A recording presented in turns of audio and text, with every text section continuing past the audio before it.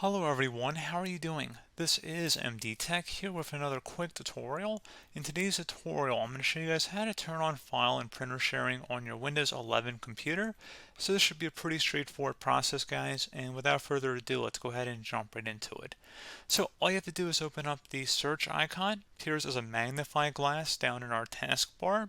So go ahead and open that up, and you want to go type in Control Panel. Best result should come back with Control Panel, so go ahead and open that up. Set your view by to category view, and then select Network and Internet. Select Network and Sharing Center.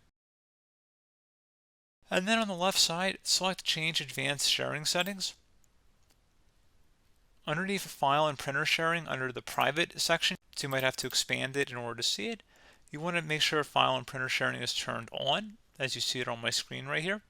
And then once you made the change, you'll have to select Save Changes to save that. And that's about it. So you just would set it to turn on file and printer sharing, save changes, and that should be it.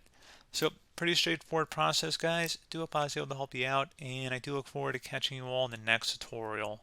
Goodbye.